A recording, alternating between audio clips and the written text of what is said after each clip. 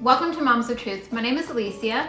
I'm a homeschooling mom to 4 children. Today I am going to follow up with last week's message in which I shared a discernment activity that me and my children did, and then I talked about why we did it, how it went, what the end result was.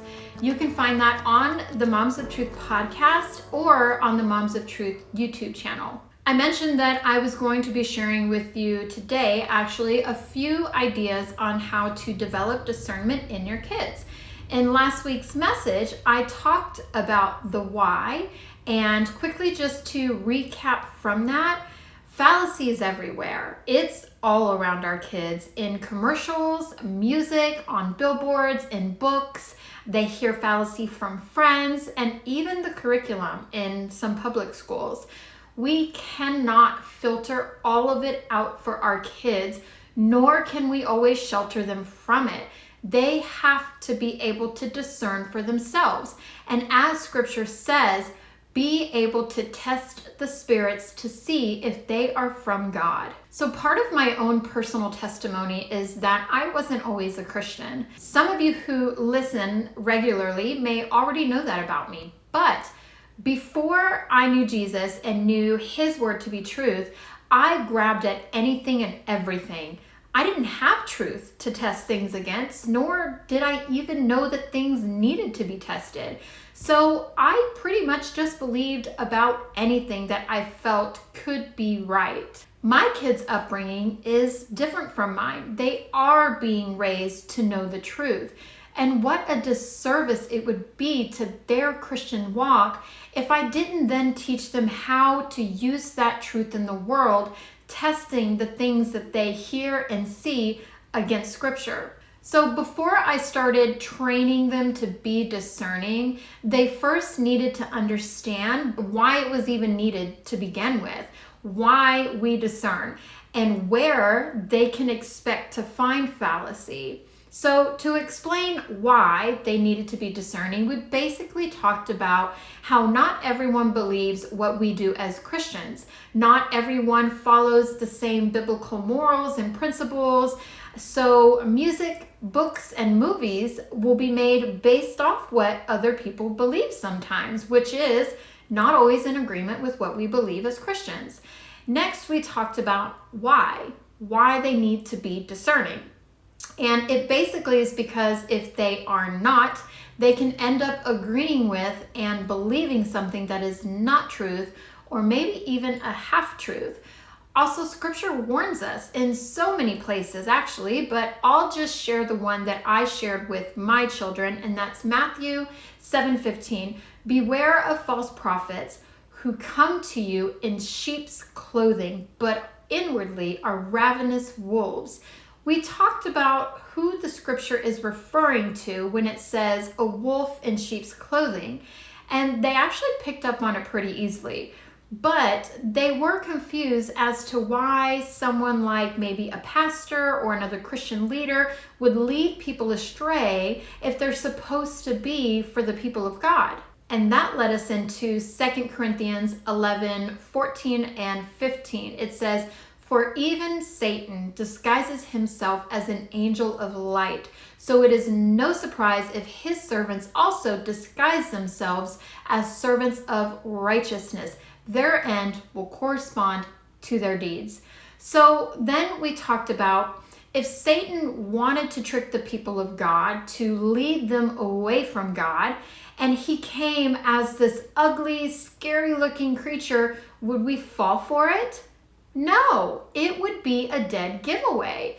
He would be most effective in tricking and deceiving the people of God by pretending to be one of them or a servant of righteousness. After talking through all of this, they understood now why discernment is necessary, why they should practice it, and where they can expect to encounter it.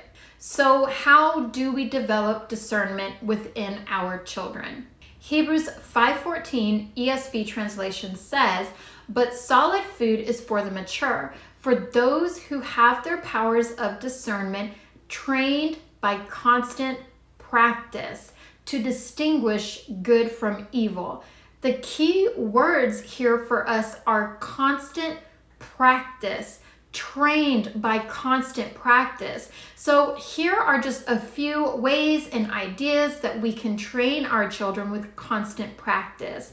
Number one is through movies or TV shows. Just like last week, I talked about how we practice with the movie Soul, so check that out if you missed it and need more details.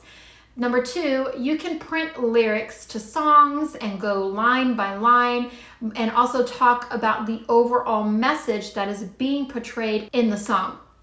Number three is in children's books. We personally are huge library fans, and without intention, sometimes my children will pick books that have really bad messages in them, and we will actually turn that into a discernment lesson, grab our Bibles, and dissect it. Number four, you can let them listen to a sermon that you know that has some fallacy in it, to a level that they can understand and pick up on. My kids did this once while listening to Joel Osteen. I felt they were able to discern his level of preaching, and again, I was right there with them and participating alongside of them, and they knew what the goal of the mission was. Number five, catchphrases. My kids actually love doing this one. So I will put something up on our chalkboard like follow your heart, God will never give you more than you can handle, things like that. And we will have open discussion while searching for scripture to test it against. This is probably hands down one of their favorite ways to practice discernment. They love the challenge, but also that it's a little bit easier to take on rather than like a whole movie or sermon. Number six, what they learn in school. Unfortunately, some of the curriculum in public school is not always aligned with Christian beliefs. So this one is a definite if your littles are in the public school system. Number seven, if your children are old enough to keep up, they can maybe listen to some apologetic debates. You can find lots of them on YouTube or even some podcasts. This is great, especially if your child loves the idea of debate, and just listening to that back and forth conversation could be both insightful and challenging for them. So that's actually all for today's message. I do hope that you both enjoyed this week and last week.